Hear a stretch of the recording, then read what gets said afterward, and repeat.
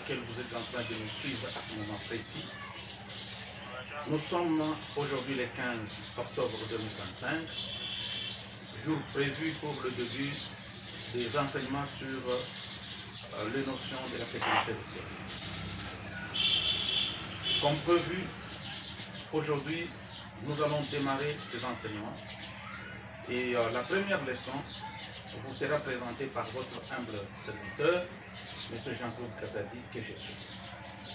Et comme vous le savez très bien, nous sommes tous usagers de la route. Tout le monde fait usage de la route. Ce qui veut dire que la sécurité routière nous concerne tous.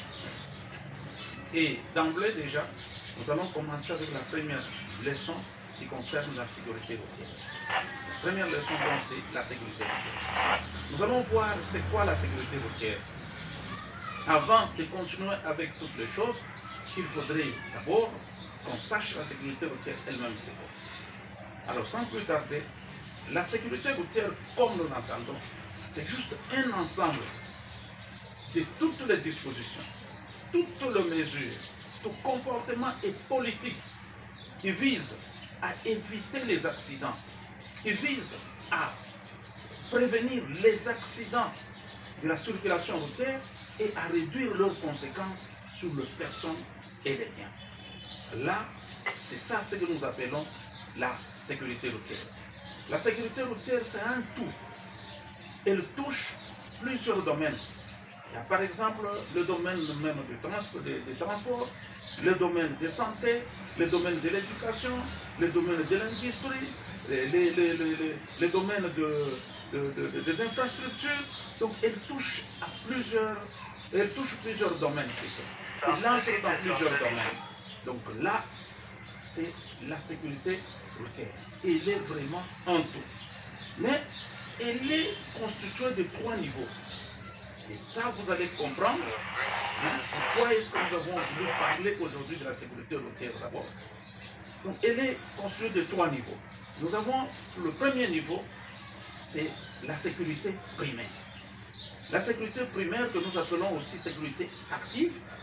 Donc, elle est constituée, cette sécurité est constituée de toutes les dispositions ou toutes les mesures que nous pouvons prendre pour éviter que l'accident n'arrive.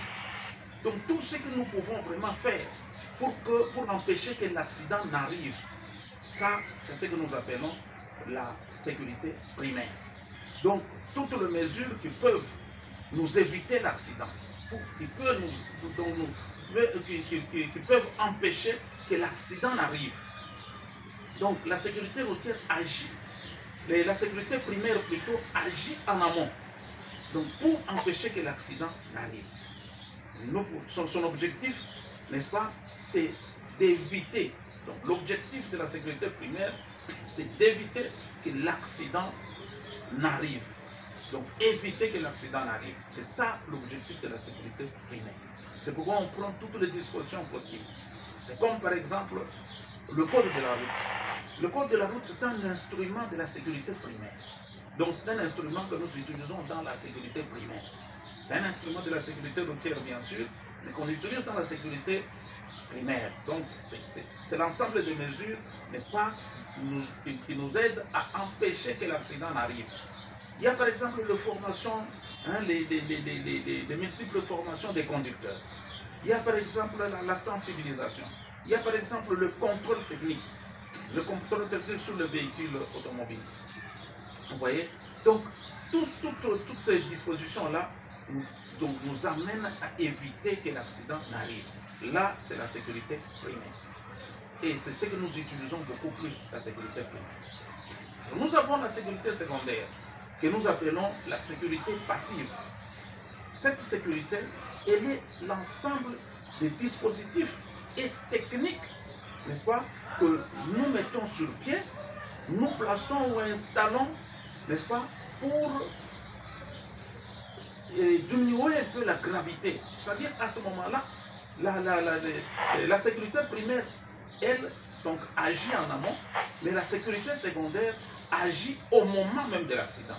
C'est-à-dire, nous avons fait le tout possible pour éviter l'accident, mais l'accident s'est produit.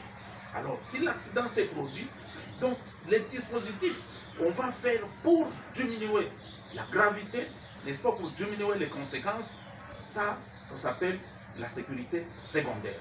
C'est comme par exemple les zones de déformation du véhicule automobile, donc les zones d'absorption des chocs. Vous voyez, le véhicule automobile aujourd'hui, hein, là, ouais, je vous avais dit que la sécurité routière touche plusieurs domaines. Ici, nous sommes dans l'industrie, n'est-ce pas? Donc, dans la fabrication de véhicules. On fabrique des véhicules de sorte à éviter, n'est-ce pas, les grands chocs. Donc, il y a la zone de déformation qu'on a créée.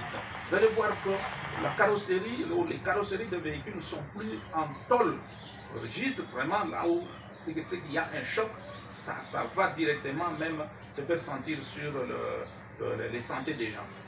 Donc, il y a par exemple les airbags dans le véhicule automobile, donc le ballon gonflable. Donc, il y a les sièges, même les sièges de véhicules. Il y a les sièges de véhicules, donc, elles sont faites, ils sont faits de sorte à éviter, n'est-ce pas, de blesser les occupants. Il y a par exemple la ceinture de sécurité. Il y a par exemple le casque des motocyclistes. Tous ces gens et tous ces dispositifs-là ont été mis sur pied ou installés de sorte à diminuer la gravité, n'est-ce pas, des conséquences des accidents. Voilà. Donc là, la sécurité secondaire agit au moment de l'accident. Et en troisième lieu, nous avons la sécurité tertiaire. La sécurité tertiaire, elle est constituée, n'est-ce pas, de toutes les mesures que nous pouvons prendre, n'est-ce pas, pour secourir les victimes en cas d'accident. Donc à ce moment-là, c'est-à-dire, on a essayé, donc on a déjà dépassé la sécurité primaire, c'est-à-dire on a cherché à éviter l'accident, mais l'accident s'est produit. Et on a dépassé aussi la sécurité secondaire, c'est-à-dire tous les dispositifs qui pouvaient sécuriser les gens pendant l'accident. Donc là, il y a quand même des victimes, il y a quand même des gens qui sont blessés, n'est-ce pas? Alors, pour diminuer la gravité de ces conséquences-là, donc il y a l'organisation des secours, par exemple. L'organisation des secours, donc toutes les mesures qu'on peut prendre, n'est-ce pas, pour que la situation ne s'aggrave pas. Il peut y avoir des gens qui peuvent mourir, par exemple, des hémorragies internes, hein, qui peuvent mourir des hémorragies et d'autres choses. Donc la situation peut s'aggraver, mais pour éviter que la situation s'aggrave, alors nous avons la sécurité tertiaire, n'est-ce pas, qui a comme objectif, n'est-ce pas, d'organiser les secours.